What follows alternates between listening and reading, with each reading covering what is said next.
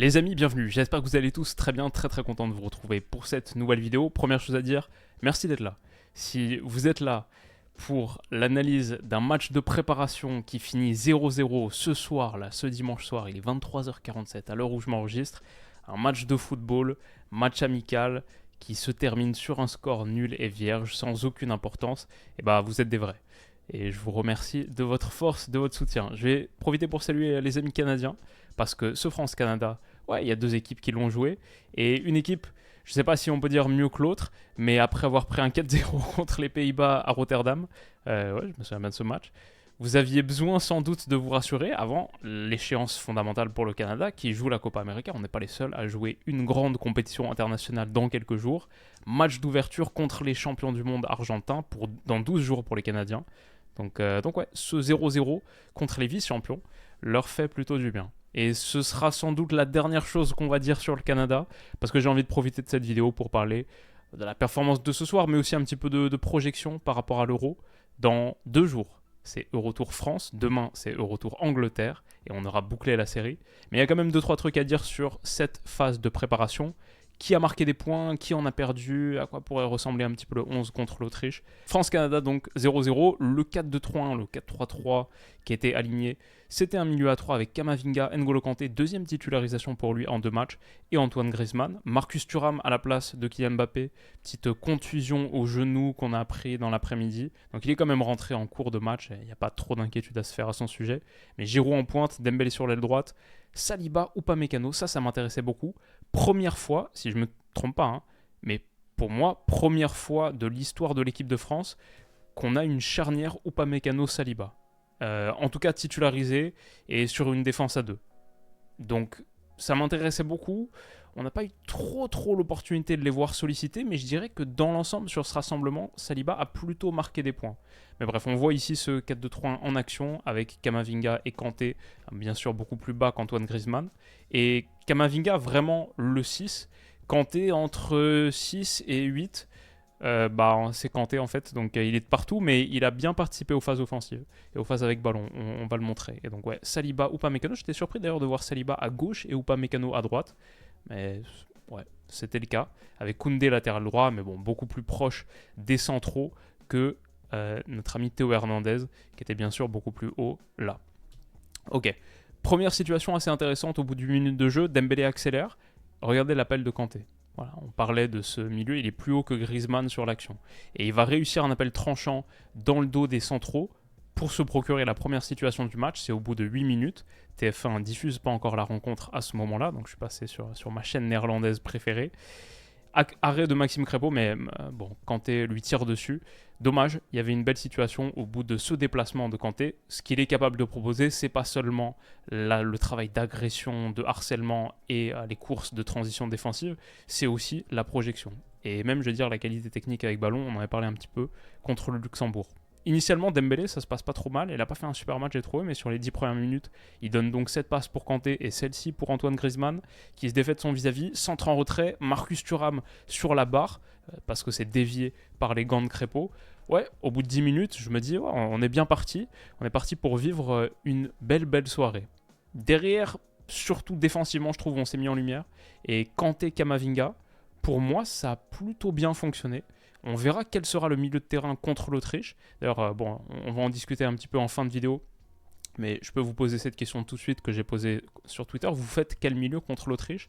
Si on estime qu'on a tout le monde qui est remis. Tchouaméni, Kanté, Kamavinga, Zahir Emery, Rabiot, Fofana, Griezmann. 7 joueurs pour 3 positions. Moi, il y en a 2 que je mets là d'emblée, tout de suite. Et c'est pas forcément les 2 auxquels j'aurais pensé il y a quelques jours, en tout cas un des 2, mais on en reparle tout à l'heure. Bref, récupération, j'ai trouvé que Kamavinga était très solide aussi ici, sa qualité technique pour aller ensuite renverser, vraiment en tant que 6 organisateur avec vraiment son toucher très soyeux et sa capacité à aller vite chercher les autres côtés, aller des transversales comme ça, des ouvertures, ouais, je l'ai trouvé extrêmement précieux et plutôt en jambes. Et comme on a dit, Kanté, Kamavinga, ça marchait plutôt pas mal, même si Kanté est beaucoup plus haut là, mais Kamavinga dans ce rôle d'organisateur bas, ouais, je trouvais que c'était bien. Kanté qui est touché dans la suite de l'action, la continuité avec un relais Koundé, mais tout de suite cherche le jeu vers l'avant. On voit il s'appuie sur Grisou, Ça revient dans les pieds de Giroud, mais il est retouché ensuite. Ouais, j'ai trouvé que Kanté était partout sur la première mi-temps. Quasiment tout passe par lui, et s'il y a perte de balle un petit peu plus tard dans l'action, il est là pour faire le travail de contre-pression.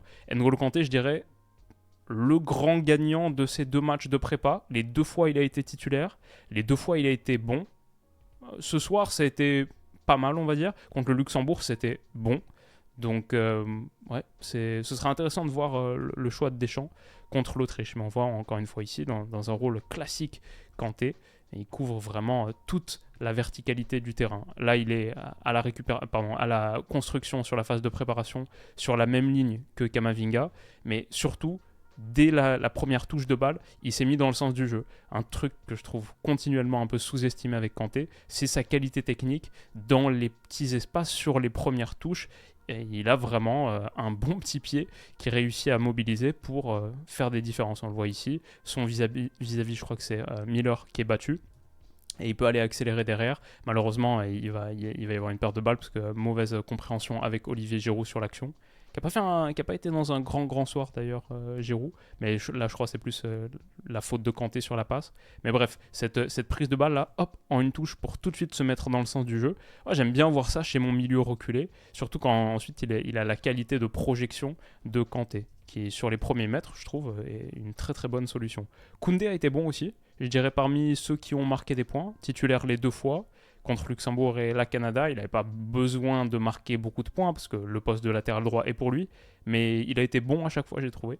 Et avec ballon comme sur cette passe à destination d'Antoine Griezmann, boum, qui casse 2 lignes. Mais aussi sans, où il était très solide face à Alphonso Davies, qui était quand même un client dans son couloir. L'appui sur Griezmann, hop, ça donnera rien derrière parce que Dembélé la perd, mais je trouvais que c'était bien joué. Et encore une fois, on voit Camavinga là, dans sa position basse, qui pivote un petit peu sur lui-même avec de la qualité technique pour aller ouvrir autre côté. C'est bien fait. Repli de Dembélé là, mais surtout Koundé sur Davies, comme on en discutait, qui se fait pas battre et qui va même gagner le 6 mètres dans une position pas facile. Koundé, très bon travail. Et Camavinga, comme on le montre ici, aussi sa qualité de passe pour casser la ligne. Marcus Thuram avec Olivier Giroud, par contre, on a vu que ça marchait pas trop. Mbappé était absent, comme on a dit, la contusion au genou sur le début. Et ouais, Thuram, Giroud. Thuram, c'est un avant-centre de système à 2 offensifs. À l'Inter, on l'a vu, on le voit avec Lautaro Martinez. Mais là, dans cette position d'ailier, en tout cas, ouais, j'ai pas trouvé que Thuram Giroud, ça marchait très très bien et se comprenait assez mal. Par contre, Kanté Camavinga, je pense qu'il y a quelque chose là. Et donc, ouais, voilà, je pense que c'est sur cette récupération. Donc, on arrive à la mi-temps et c'est l'heure pour notre pause. Les amis, petite pause pour parler du sponsor du jour qui est NordVPN, que vous connaissez par cœur, j'en parle tout le temps, je l'utilise depuis de nombreuses années, mais très très utile sur cette période d'Euro 2024. Avec NordVPN, en se connectant sur le serveur virtuel belge, et bah j'ai accès aux 51 matchs en clair de l'Euro, parce qu'en Belgique ils font les choses bien. Sur le site Ovio de la RTBF, tous les matchs de l'Euro, sans exception, les 51, seront diffusés en clair cet été. Voilà, avec NordVPN, plus de restrictions, et ça marche sur ordinateur comme là, mais aussi sur mobile, sur tablette, sur Apple TV, Android TV, etc. L'abonnement de 2 ans est à moins de 3 € par mois, et vous avez aussi, si vous utilisez le lien en description, 4 mois supplémentaires offerts. Ce lien donc c'est nordvpn.com/WillouVPN.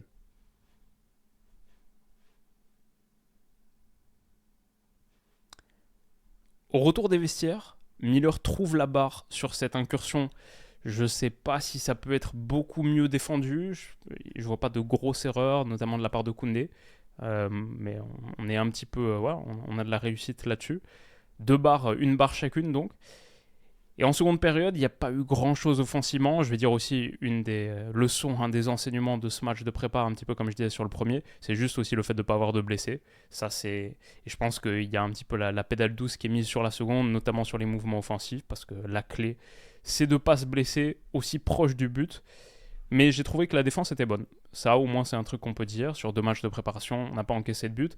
Et Saliba, là, par exemple, se tacle en pleine surface pour couper le centre, c'est pas mal. Camavinga aussi, le travail défensif. Malheureusement, Houskord ne couvre pas ce match. J'ai pas tous les chiffres de ballons récupérés, interceptions, dégagements, etc. Mais je trouvais dans l'ensemble que la performance défensive était plutôt solide.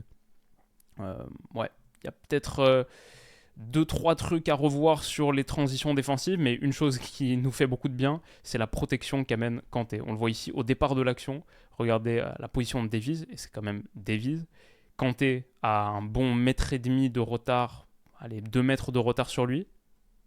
Plus tard dans l'action, hop, il a suivi son vis-à-vis, il a suivi Miller, le colle et gagne le ballon. Ouais. À la 66e minute d'un match de préparation, avoir un gars qui fait ces efforts-là, qui a la caisse pour le faire, et ensuite la qualité défensive en pleine surface pour pas faire de faute et juste récupérer très très proprement ce ballon sur une passe dangereuse, ça fait plaisir. Kanté, mention à ce que je disais tout à l'heure, sur mes deux milieux que je mets tout de suite, il y est, ouais, en présence d'Antoine bien sûr, mais Grisou et NJ, c'est les 2 premiers que je coche au milieu de terrain. Après, il faut trouver le 3e.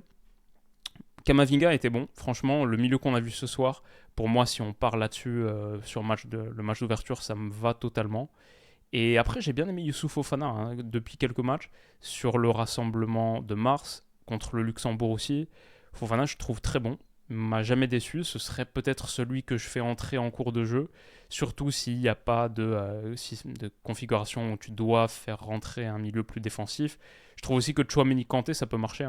Tchouaméni en 6 et Kanté en 6-8, ça marche très bien aussi. Mais après, je sais pas s'il est remis physiquement ou apte. Et Rabiot, ouais, c'est pas mal, mais à ce stade, je le mets pas devant Kanté et pas devant Camavinga, je pense. Je pense que je ferais plutôt ce trio-là, qui est sympa, c'est un milieu sympa. Mais ouais, qu'est-ce que vous en pensez, vous feriez quoi comme trio au milieu de terrain? Moi, ce serait donc, je pense, Kanté, Camavinga, Grisou, celui qu'on a vu ce soir, que j'ai trouvé plutôt intéressant, et je pense dans un match avec plus d'enjeux, euh, peut être tout à fait complémentaire et bien fonctionner. Dites-moi ce que vous en pensez. Mais en tout cas, ouais, autour de l'heure de jeu, on reste à 0-0. Bon repli de Kanté. Ensuite, avec ballon, il avait la qualité qu'il fallait. Kylian Mbappé rentre à 20 minutes de la fin. On se voit, il s'est massé un petit peu le genou, passé une forme de pommade ou de crème dessus. Donc c'était contusion au genou, rien de grave, juste un coup.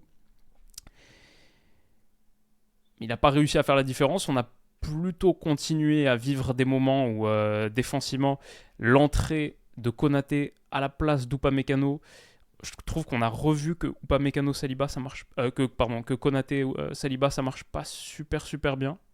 C'était un truc déjà dont on discutait en mars, il me semble. Et du coup, on avait envie de voir surtout Upamecano Saliba. Je trouve qu'on n'a pas eu beaucoup l'occasion de les voir sollicités. Mais Konaté Saliba, sur cette passe, Konaté qui jaillit, mais peut-être qu'il y a hors-jeu de Joe David ici. Mais en tout cas, il y a un super retour de Saliba. C'est ça qu'on va retenir. Franchement, pour moi, Saliba a fait un bon match. Saliba a été très très correct et je dirais a plutôt marqué des points dans cette deuxième rencontre de prépa contre le Canada. Saliba, ça a été pas mal. Ferland Mendy, un peu moins par contre. Sur son entrée, Ferland Mendy, il y a eu des pertes de balles dangereuses. Il n'a pas été impérial. Dommage, il y avait une possibilité pour lui avec Théo Hernandez qui est sorti un petit peu touché. Je pense pas que ce soit grave. Surtout Ferland Mendy qui sort d'une excellente saison, qui est appelé donc par Deschamps, qui revient en bleu. C'était une petite possibilité là, je l'ai pas trouvé top, mais rien de trop grave non plus. Par contre, l'entrée de Kingsley Coman, pas mal. Ça aussi, c'est plutôt rassurant. Vu qu'il y avait ce petit souci physique, on savait pas à quel point il allait pouvoir revenir frais. Honnêtement, très bonne entrée. Et là, ce centre là, à 91e minute, début du temps additionnel, si Colomwani la met au fond, il n'y a rien à dire parce qu'il est servi vraiment sur un plateau et normalement, ça doit finir au fond des filets de Crépeau. Mais on restera donc à 0-0 parce que cette superbe ouverture de Camavinga qui trouve Kylian Mbappé ne permettra pas à notre capitaine d'ouvrir la marque. On reste à 0-0, match nul à Bordeaux. Un petit peu frustrant. Mais bon, rien de très sérieux, rien de très grave. Et dans l'ensemble, c'est une phase de prépa qui, je pense, a permis aux organismes de prendre un petit peu de temps de jeu. On n'a pas encaissé de but, on a été dans l'ensemble assez solide défensivement. Et du coup, si on devait faire un petit passé ligne par ligne, déjà ça fait plaisir que Maignan soit revenu, il y avait quand même un petit doute. Et finalement, il y a quelques jours, il y a quelques semaines, on avait des interrogations sur Maignan, on en avait physiquement sur Upamecano, Konaté, bon les deux sont revenus, il n'y a pas de souci pour Maignan non plus. Tchouaméni on l'a pas vu, ça c'est ok. petit truc là-dessus. Rabiot, mais par exemple, Coman a pu revenir. Barcola a fait un bon rassemblement, je trouvais. Ses 2 entrées ont été bonnes, surtout celle contre le Luxembourg, mais même là, c'était pas trop mal. Dembélé, ouais, c'était pas ouf. Heureusement, Mbappé est rentré sur la fin du match. Bon, déjà pour offrir un petit peu plus, mais aussi pour me et nous rassurer à quelques jours de notre match d'ouverture, lundi d'après donc, contre l'Autriche. Griezmann, pas grand-chose à redire. Et ouais, parmi les perdants du rassemblement, peut-être Dayot Upamecano qui a été sorti à chaque fois. Et à l'inverse, je dirais gagnant du rassemblement, William Saliba, qui a joué les 2 matchs. Il a joué la deuxième mi-temps contre le Luxembourg 45 minutes et là 90 en entier. Il a été le premier central à entrer contre le Luxembourg et il n'est pas sorti donc de ce match contre le Canada. Donc je pense que Saliba a plutôt marqué des points, mais le grand gagnant, sans doute celui qui a marqué le plus de points, je dirais Kanté. Alors nous, on le mettait dans notre liste, mais il y a quelques semaines, personne ne pensait à N'Golo Kanté. Et aujourd'hui, avec ce qui a été montré, et vu l'état de notre milieu de terrain et sa complémentarité, son profil, ce serait un peu surprenant qu'il ne soit pas titulaire contre l'Autriche, pour moi, hein, à ce stade. Donc ouais, ça c'est des sacrés points de marqué. Ça, c'est un vrai gagnant du rassemblement. Et qui est-ce que j'ai d'autre? Koundé, même si sa place n'était pas vraiment en jeu, comme on a dit, 2 fois titularisé, et très bon. Après, Klose a marqué aussi contre le Luxembourg, c'est pas mal, mais je pense que la hiérarchie reste claire. Et comme on a dit, un petit peu de Bradley Barcola, mais Zahir Emery, lui, par contre, ouais, on l'a peu vu. Et sans dire qu'il est un perdant net, en tout cas, il n'a pas marqué particulièrement de points dans cette course au milieu de terrain. D'ailleurs, je pense que sur les 7 qu'on voit ici, si tout le monde est apte physiquement, il est le 7e milieu aux yeux de Deschamps. Après, pas tout le monde à la même position. Il faut dire aussi dans ce milieu de terrain, si Griezmann se blesse, je ne sais pas ce que tu fais exactement. Parce que sur la créativité, et ouais, on a qui d'autre est-ce qu'on mettrait en 10 s'il n'y avait pas de Grisou? Quand je regarde cette équipe, je pense que tu changes un petit peu d'idée hein, dans ta structure sans Grisou. C'est pas exactement le même 4-3-3. En tout cas, intéressant. Intéressant parce que il ne s'est pas passé énormément de choses non plus dans ce match. Mais on arrive donc à une semaine de l'Autriche avec peut-être moins de, je sais pas, de certitude, je sais pas, mais un petit peu moins de vibe que d'autres qui ont profité de ce rassemblement pour passer des scores et vraiment arriver avec un supplément de confiance. Nous, normal, quoi. Rien de très très positif, rien de très négatif non plus. On verra, tout reste ouvert.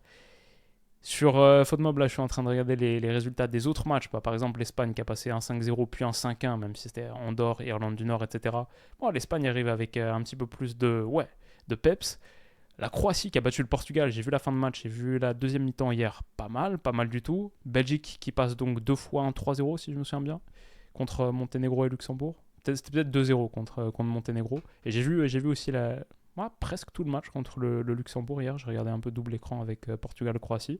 Pas trop mal offensivement pour la Belgique. Qu'est-ce qu'on a? La Serbie qui a battu la Suède 3-0. La Hongrie aussi qui a gagné 3-0. Et il me semble, aujourd'hui, ce soir, la Slovaquie qui a passé un gros score, non 4-0 contre... C'est qui? Contre le Pays de Galles. Ouais, pas mal. Le Pays de Galles qui était en barrage de l'Euro. Et cette Slovaquie, je crois que c'est exactement le même 11 qu'on a mis dans Eurotour. Donc j'étais content avec Anko, bien sûr. À gauche, Skriniar, Vavro, Pekarik. À part peut-être Schranz, qu'on mettait en balance avec quelqu'un d'autre. Et sinon, Robert Bozenic, Araslin, Lobotka, Kushka, Duda. Le milieu de terrain, on verra ce que fait la Slovaquie. C'est pas une vidéo sur la Slovaquie. Mais par contre, j'ai été surpris de voir l'Italie qui a battu la Bosnie. Ça, c'était ce soir aussi. Surpris de voir l'Italie dans un 3-4-2-1, non. Mais avec Fratesi en tant qu'offensif. Je sais pas si c'était exactement son rôle. Mais ouais, Chiesa, Fratesi, Scamacca. Et attendez, même il me semble, dans ma vidéo, on parlait pas plutôt d'une Italie en 4-3-3 avec 2 centraux. Pas sûr, parce que Darmian ici en tant que... Non, peut-être pas, parce que Darmian en tant que défenseur central droit, ça me dit quelque chose. Mais ouais, intéressant. Il y a tellement de choses qui vont se passer dans quelques jours, on y est presque. Donc refaites-vous retrouver demain pour Eurotour Angleterre, et après Eurotour France, une bonne manière de démarrer la semaine. Les amis, j'espère que cette petite vidéo vous aura plu. Si c'est le cas, n'hésitez pas à me le dire en commentaire. Et rendez-vous demain pour les choses sérieuses. La dernière semaine avant le grand moment. Prenez soin de vous les potes et on se dit à demain. Bisous.